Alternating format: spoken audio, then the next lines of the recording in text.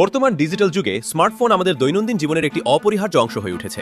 ফোনে কল করা, মেসেজ পাঠানো কিংবা ইন্টারনেট ব্যবহার এসব কাজের পেছনে কাজ করে একটি ছোট্ট কিন্তু অত্যন্ত গুরুত্বপূর্ণ প্রযুক্তি, যার নাম সিম কার্ড।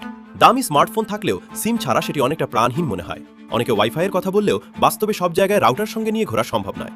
তাই নিরবচ্ছিন্ন যোগাযোগে সিম কার্ডের ভূমিকা এখনও অপরিবর্তনীয়।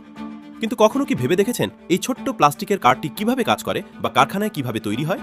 সিমের পূর্ণরূপ হল সাবস্ক্রাইবার আইডেন্টিটি মডিউল। সহজভাবে বললে এটি এমন একটি ইলেকট্রনিক মডিউল যা একজন ব্যবহারকারীর পরিচয় যাচাই করে এবং মোবাইল নেটওয়ার্কে সংযোগ তৈরি করতে সাহায্য করে। সিমের ভেতরে থাকা মাইক্রোচিপে ব্যবহারকারীর গুরুত্বপূর্ণ তথ্য সংরক্ষিত থাকে। আর সিমের গায়ে থাকা সংখ্যাগুলোকে বলা হয় আইসিসিআইডি, ইন্টিগ্রেটেড সার্কিট কার্ড আইডেন্টিফায়ার, যা প্রতিটি সিমকে আলাদাভাবে শনাক্ত করতে ব্যবহৃত হয়। সিম কার্ড মূলত দুটি প্রযুক্তির মাধ্যমে কাজ করে। প্রথমটি হল জিএসএম প্রযুক্তি, যা বাংলাদেশে গ্রামীণ ফোন, রবি বা বাংলা লিঙ্কের মতো অপারেটরগুলো ব্যবহার করে।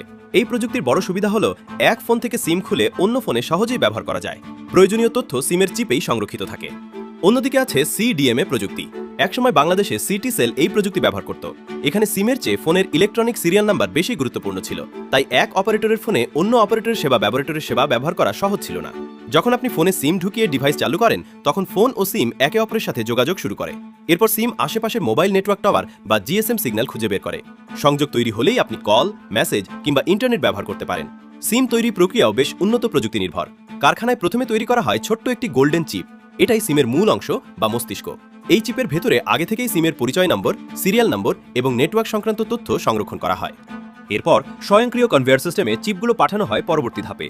সেখানে সিএনসি মেশিনের মাধ্যমে নির্দিষ্ট মোবাইল অপারেটরের লোগোযুক্ত প্লাস্টিক কার্ডে অত্যন্ত নিখুঁতভাবে চিপ বসানো হয়।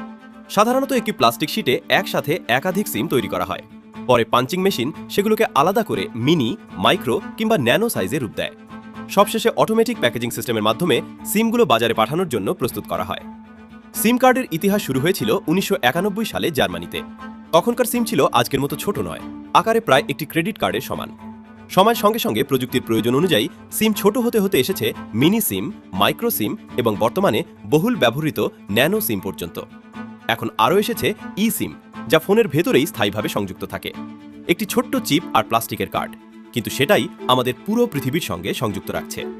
প্রযুক্তি যত এগোবে সিম হয়তো আরও ছোট হবে কিংবা আরও অদৃশ্য হয়ে যাবে, কিন্তু যোগাযোগের জগতে এর গুরুত্ব সবসময়ই বিশেষ হয়ে থাকবে।